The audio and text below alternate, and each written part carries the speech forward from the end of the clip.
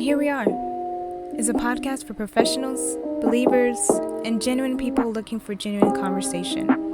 My name is Kia Harris Totgren, and I'm your host.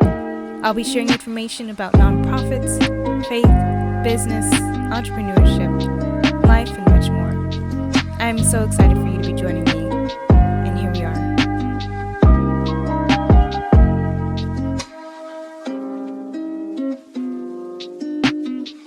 Hello, welcome back to And Here We Are podcast. I am glad that you're here. I'm glad that you're here. And today we're talking about something that I feel every leader should have this quality, and it is knowledge sharing. So today is the time to reflect on what knowledge sharing is and how you can be part of that as a leader. So my definition of knowledge sharing is providing information to an individual, whether it's a peer, mentor, mentee, a team member, etc., for their advancement and your advancement collectively. And I want to highlight the collectively part because you all should be wanting to advance together. There shouldn't be competition within a team, within an organization. It should always be about how can we collaborate, how can we create a place of knowledge sharing so that everyone wins, so that everyone is able to advance. So knowledge sharing is something that you have to be intentional about, but I'm sure that in your experience of being around leaders, or maybe this is your experience as a leader, you felt that information was not being shared completely or information was being kept from you. How did you feel about that? I can say that when those instances came, when I was around certain leaders, I felt that they didn't want me to be a part of the team. I felt that they were talking with their words, but not exactly demonstrating with their actions that I was part of the team. So it made me, in a sense, feel, well, why am I here? Why am I a part of this team? Am I truly a part of this team? Are we going to work together?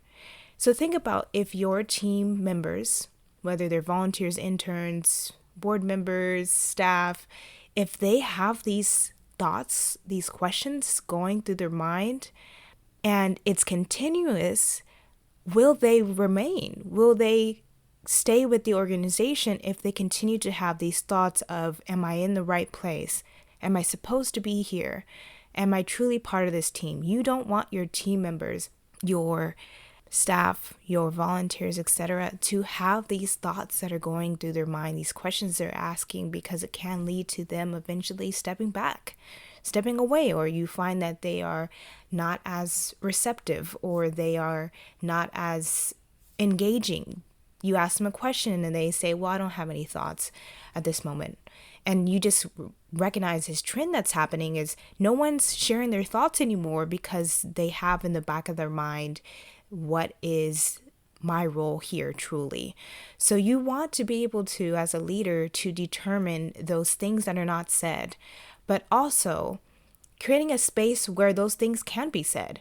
So if someone is saying, I no longer have I don't have any input, and you realize that this is a trend. Like 2 months ago, this individual was the one person who had all these great ideas, and now I'm not getting that from this person.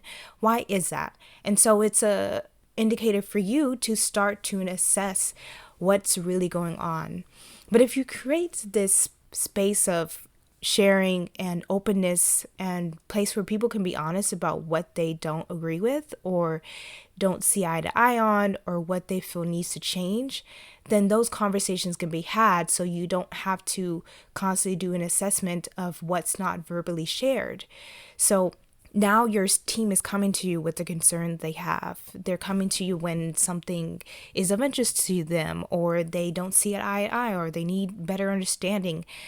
And so as a leader, you have to create this space, but also be a leader that says, do I need to have a conversation with this person? Let me see what's really going on here because I truly want to understand so we can move forward so that they don't have any ill-mannered feelings or have any reasoning to step away from this role because I value them. And so you want to make sure you're valuing your team, whether they're volunteers, interns, you should value them. They are there to help and assist you for a common goal, for the organization to do well, or for the ministry to do well. And so you want to make sure that you honor them. We don't want to be those kinds of leaders who don't have these spaces, that don't allow for ideas to be shared, that aren't okay with someone saying, well, I don't agree with that, or I don't feel that way, or you offended me when you said this. So being that space of having open critical criticism, and what I mean is that constructive criticism. You can have a space for even your staff and the people that you are leading, that they can also provide feedback for you as a leader. Something I recommend when you have your $1 million businesses, when you have your ministries, when you have your organizations, I highly recommend that you have 360 evaluations. Now, this is something I've proposed to an organization that I used to work for. And the feedback for this was there was some receptivity to it. However, it never went into play. Leaders need to grow. CEOs need to grow. Top executives need to grow. And who better to provide those areas in which they can grow than the people that they supervise, the people that they lead themselves. They're interacting with these people every day, and so they have a deeper understanding of what this leader is doing well and what can be changed. In a professional way, this can be expressed to that leader. And so I want to encourage you to keep in the top of your mind, one of those pending tabs is to think about a 360 evaluation. Asking your peers, asking those who you supervise or those around you who are being led by you, what can I change? What can I grow in? And you can make it so it's anonymous. You can make it so, let's say you have 5 interns, you have 5 staff members, and you create an anonymous survey where they can provide feedback. And now they don't have to have this thought of, well, what if they know it's me? Am I going to be reprimanded? Am I going to be sit down? Am I going to have some backlash because of it? If it's anonymous, then they can completely express what their thoughts are without having this fear of what is going to be the outcome. Am I going to receive something back from what I put in as something that is constructive criticism? So there's just something I wanted to recommend. So I always encourage you to reflect consistently on the quality of your leadership. Since today's episode is about leadership, we should always be focusing on the quality of our leadership. What do I need to change? Okay, I see this individual reacted in this way when my intention was for them to not feel that they were doing something that was off or that was not pleasing to me. I manage a lot of interns right now, and then I also manage the leadership of my organization, Dare Humanity. And with the interns, often it's that the interns will want to be in this place of pleasing you and making sure things are right. But in the same sense, I always express to them, I want you to develop yourself as a leader and know when the quality of your work is great, but also be receptive to receiving the feedback that is given. But I don't want them in a place of creating this culture of, I need to continue to please my boss. I need to continue to please my boss, because it gets them to a space of always thinking that they have to do things perfectly, that they have to always please this individual, that they can't deviate outside of what the leader has in mind because they're not sure if they're going to receive it well. And so if you're one of my interns, for one, I just want to say thank you for all the work that you helped me with. I'm truly blessed to have you on my team, whether that's through Dare Humanity or Collectivate. But I also want to encourage you to consider who you are as a leader, how the role can develop you as a leader. And if you're an intern at another organization and you happen to be listening or you're looking to be intern, I want you to go with the lens in this organization or company saying, what kind of leader do I want to be? And how can I set the tone for what kind of leader that I want to be?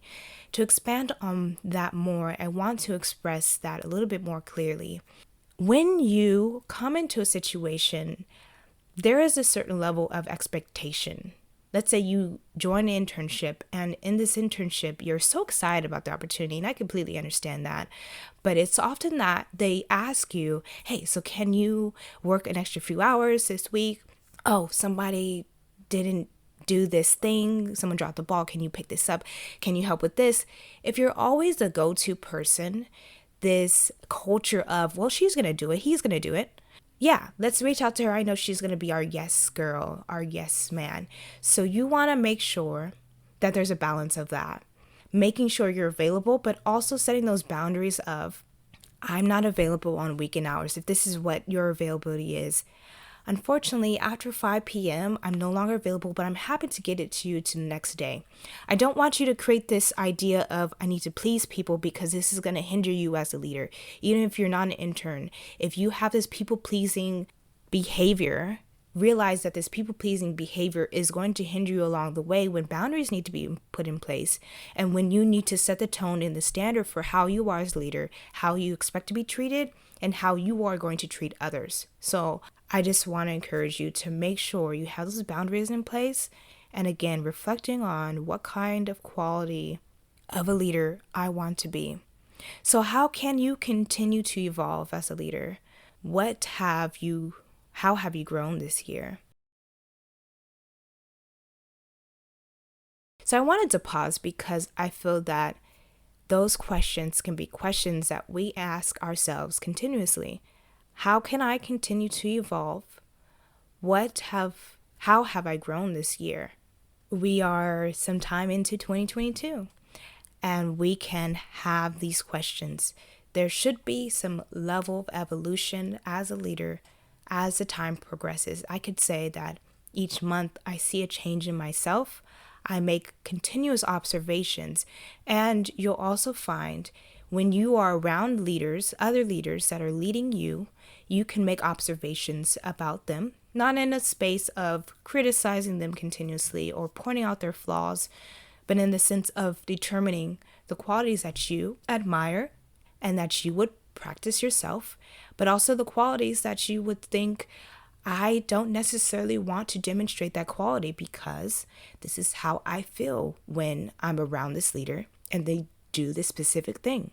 So how can I make it so that I do not emulate this quality that I've examined that I feel is not a good quality to have? Now, every leader has their flaws. Every leader has their flaws. No one's perfect. I'm not perfect. I am absolutely not a perfect leader.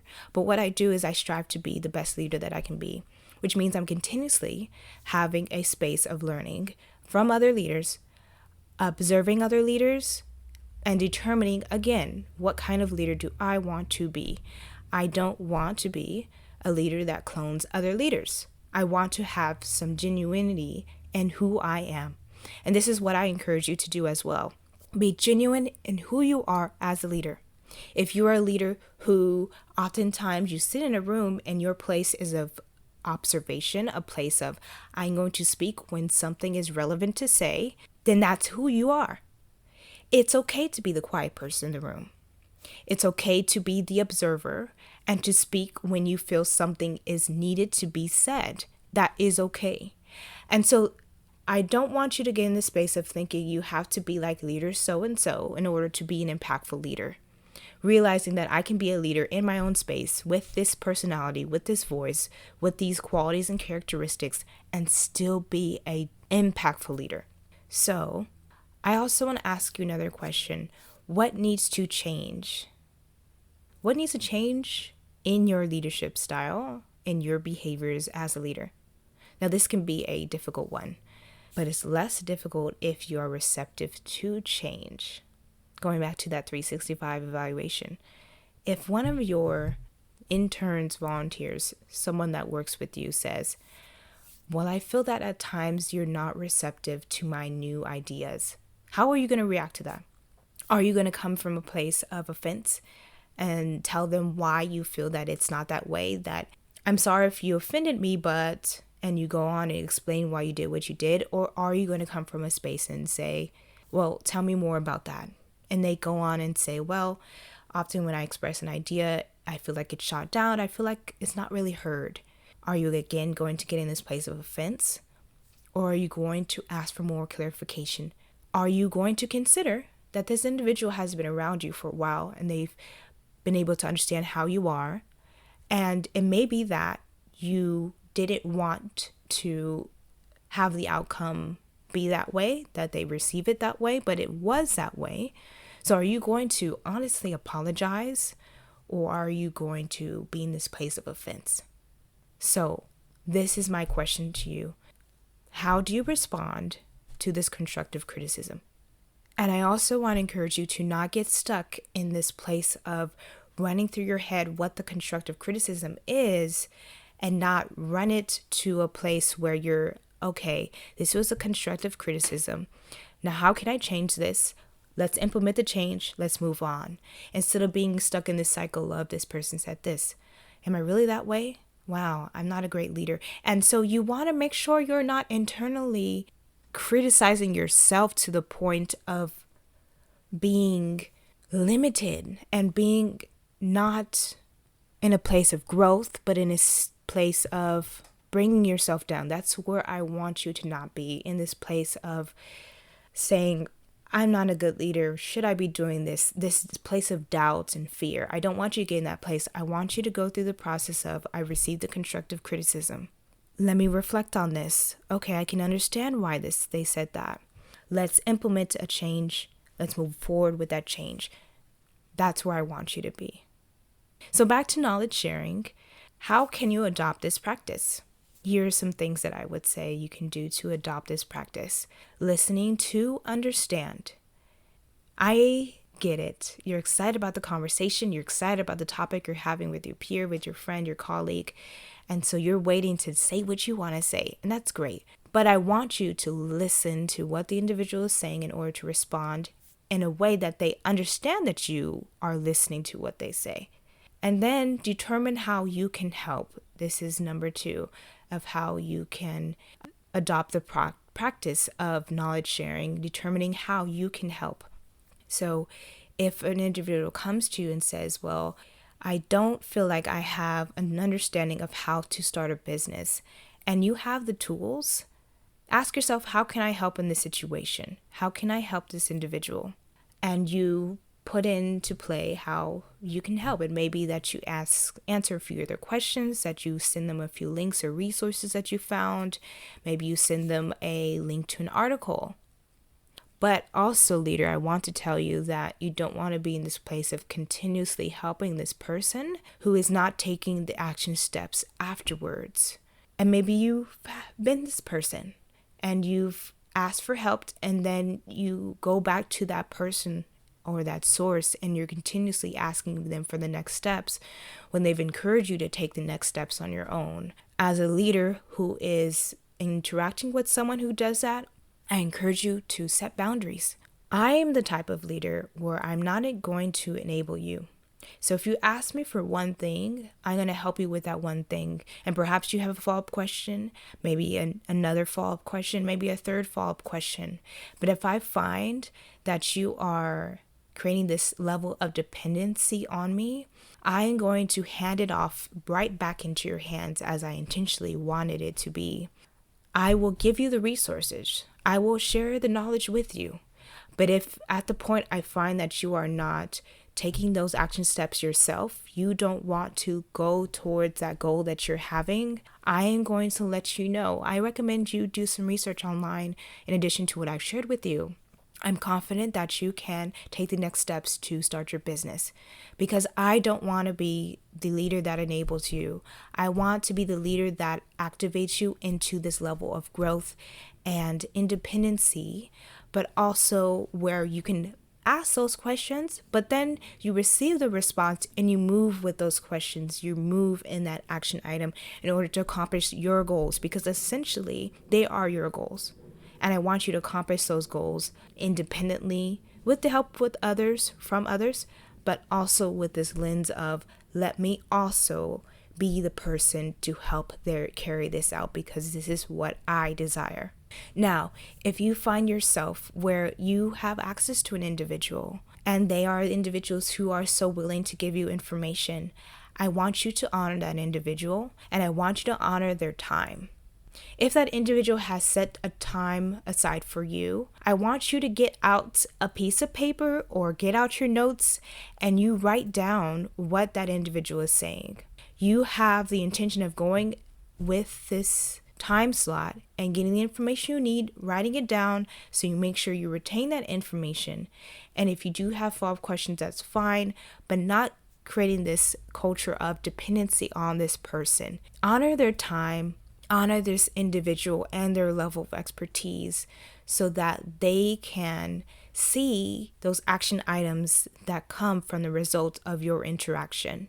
So respect the leader, honor that leader as well, and see them as a resource, but not the only resource. And that's what I want to leave you with. So, third way you can practice and adopt knowledge sharing is pouring and pouring. And this goes back to what we just talked about with creating boundaries, but also being willing to share information. When you're in a situation where you know information, do not hold that information back from that individual, despite what level they're on. Leaders don't know everything. So it may be that you know certain things about something that another leader does not. And so they reach out to you and you may be wondering, well, this person has a large following. They probably have a team. Don't assume.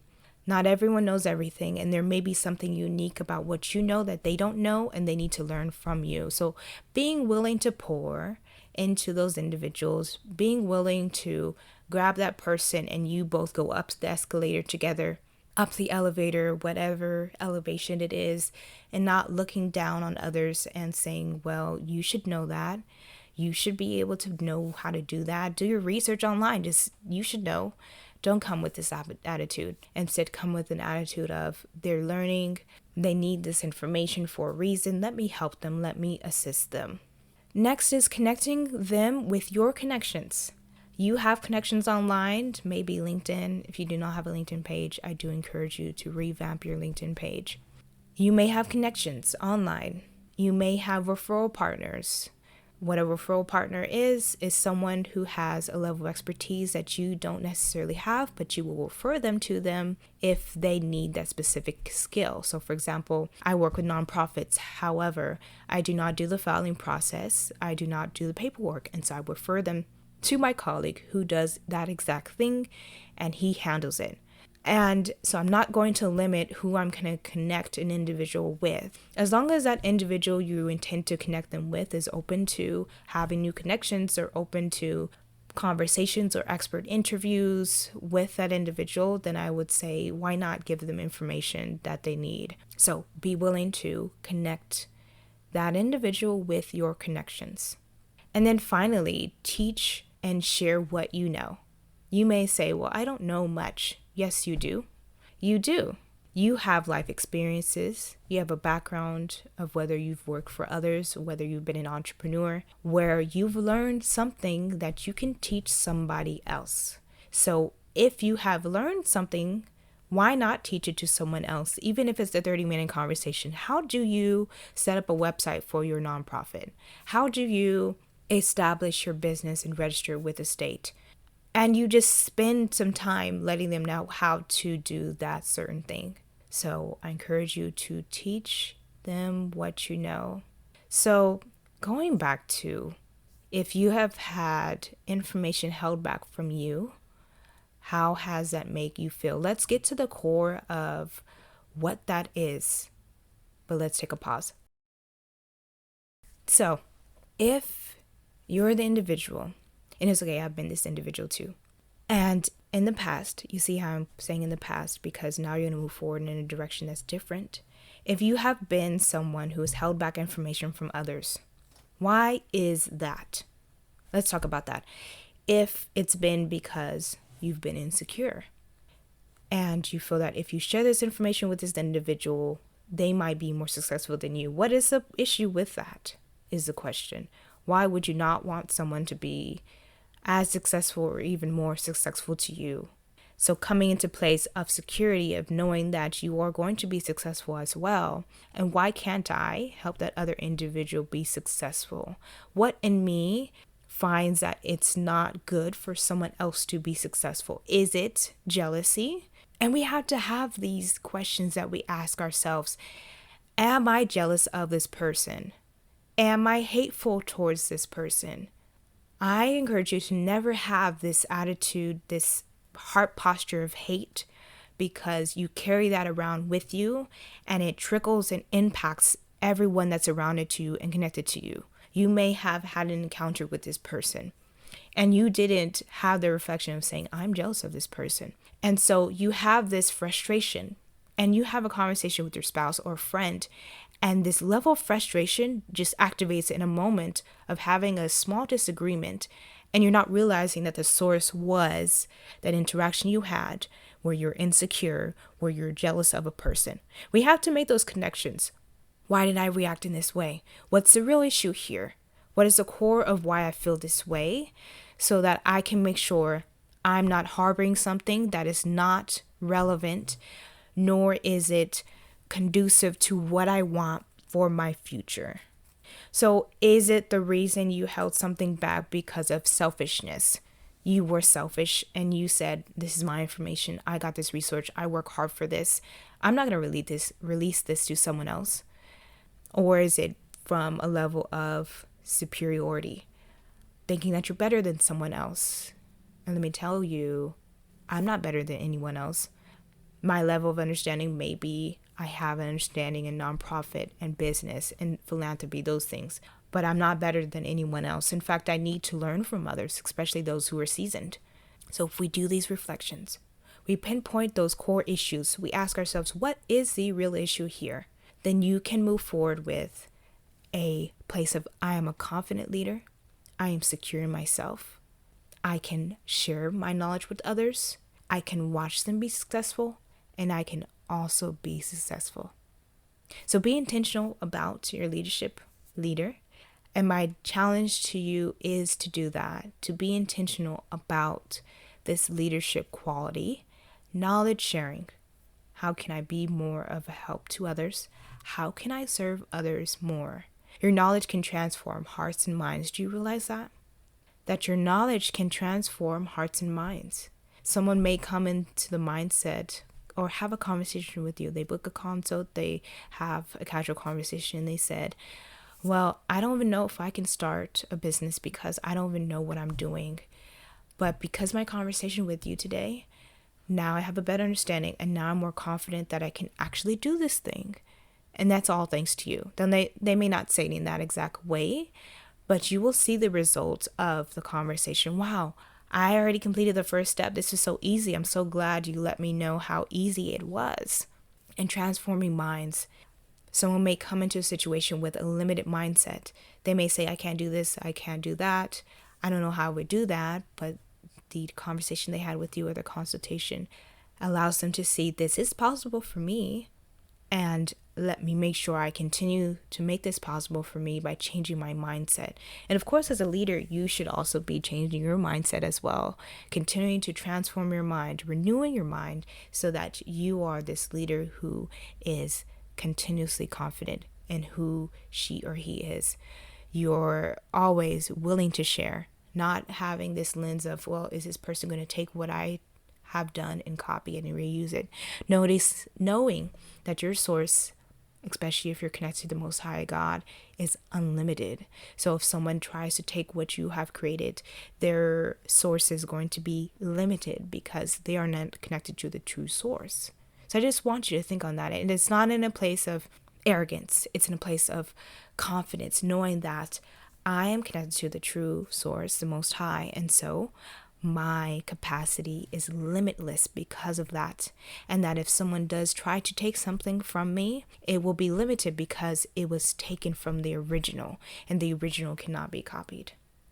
So I trust that this episode has blessed you. I encourage you also to share it with your team if you have a team, your future team, your current team, and this will allow them to reflect as a leader. Always reflecting as a leader should be part of your behavior. So I encourage you to share it with individuals who are on your team or also may not be on your team but are also a leader just like you. So I encourage you today to subscribe to my email list and I will put the link in the show notes where you can subscribe. And I want to encourage you, as this episode ends, to lead with knowledge sharing. Help someone like you be open to helping others and be confident in who you are and whose you are as you grow to becoming the best leader you can be.